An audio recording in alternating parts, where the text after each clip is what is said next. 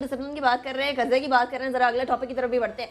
सिर्फ पाकिस्तान ही कर्जे में नहीं दबा हुआ, बल्कि दुनिया के तकरीबन तमाम मुल्क ही कर्जे तले दबे हुए हैं। किसी ने कम लिया हुआ है, किसी ने अक्लमंदी से लिया हुआ है, किसी ने कहीं से उठाया तो किसी ने कहीं से। अब चीन जो है एक बड़ा इन्वेस्टर बनकर सामने आ रहा है पूरी दुनिया के अंदर। इवन यूएस को उसने कर्जा दिया हुआ, श्रीलंका को भी दिया हुआ। श्रीलंका ने यह कर्जा उतारना था, नया तरीका अपनाया है, अपनी बंदरगाह लीज पर दे दी है 99 साल के लिए।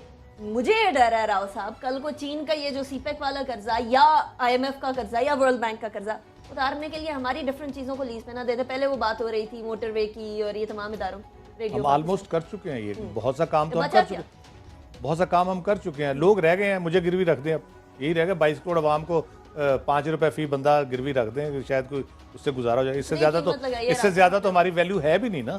मैंने तो 5 रुपए लगा दी, वो तो जीरो समझते हैं जो हुक्मरान है हमारे। अगर हमारी को कदर होती, हमें स्ट्रेटेजिक एसेट समझा जाता है इस मुल्क का और हमारा ख्याल किया जाता, तो ये इस हालत को हम होते जिस हालत को हम पहुंचे हुए।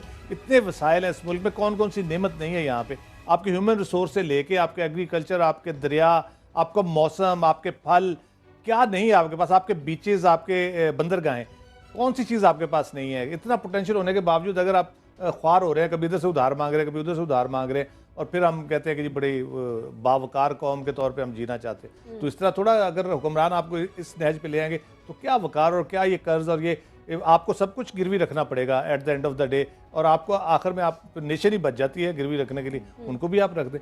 ये श्रीलंका ने ऑब्वियसली लोग अपने कोशिश करते हैं, जो भी तरीकाकार होता है, और इंटरनेशनल फोर्सेस भी होती हैं जो देख रही होती हैं कि कहाँ पे हमें बेहतर ब्रेक थ्रू मिल सकता है। उनके अपने इंटरेस्ट होते हैं। ज़ाहिर है कुछ लोग जो हमारे जो तरक्की पजीर मुल्क हैं, इनकी ये मजबूरी है। श्रीलंका भी हमारी तरह का एक मुल्क है, टेररिज्म का शिकार रहा बड़े अरसा, उसका बहुत इकॉनमी मुतासर है उसके ऊपर। एक उन्होंने स्टेप लिया, 1.5 अरब के करीब उन्होंने किया, लेकिन कितना उसका एडवांटेज होगा जब हम अपना यहाँ पे देखते हैं पोर्ट, ग्वादर पोर्ट के हवाले से ओवरऑल देखते हैं, तो हम जो इन्वेस्टमेंट बेसिकली सी पैक के जरिए ले रहे हैं, उसका जो रिटर्न है वो हम ओवरऑल जो एक्टिविटी यहाँ पे जनरेट होगी वो उसके इक्वल नहीं होती, इसलिए हम तकरीबन लॉस में रहेंगे। एक्टिविटी जरूर होगी, और उसकी बुनियादी वजह ये नहीं है कि चीन को गड़बड़ हमारे साथ कर रहा है, उसकी बुनियादी वजह यह है कि हम अपने साथ खुद गड़बड़ कर रहे हैं, हम खुद तैयार नहीं है। अब श्रीलंका कितना तैयार है इस पूरे प्रोजेक्ट को इम्प्लीमेंट करने के लिए, फिर उनको फायदा होगा, वरना ये 99 साल लीज पे दे के उसके बाद 99 साल के बाद at the end of the day वो भी हमारी तरह फिर बैठे हो हाथ पे हाथ रख।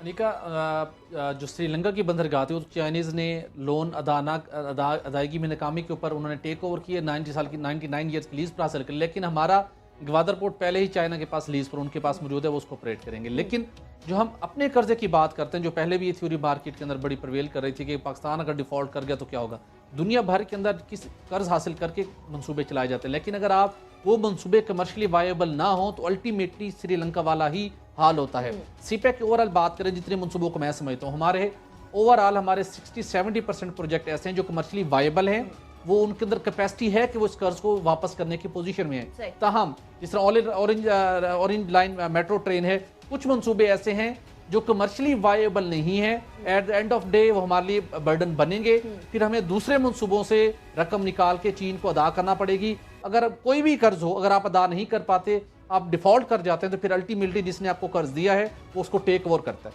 ठीक है, और चाइना की स्ट्रैटेजी पूरी दुनिया के मामले में इसी तरह से है। वो एक आधे इकोनॉमिस्ट, इंटरनेशनल इकोनॉमिस्ट से कह रहे हैं कि ये एक स्ट्रैटेजी है दुनिया के डिफरेंट स्ट्रेटेजिक एसेट्स को या फिर स्ट्रेटेजिक एरियाज को कैप्चर करने के लिए। अब ये उस मुल्क पे नज़ार है कि वो कर्जा लेता है तो उसको उतारने के लिए कितनी तगोदो करता है, उस कर्जे को किस तरीके से इन्वेस्ट करता है, और हम लोगों के यहाँ जो कर्जे जहाँ जहाँ इन्वेस्ट हो रहे हैं उसका रिटर्न क्या आता है, ये हमारे सबके सामने मौजूद है। आने वाली हुकूमत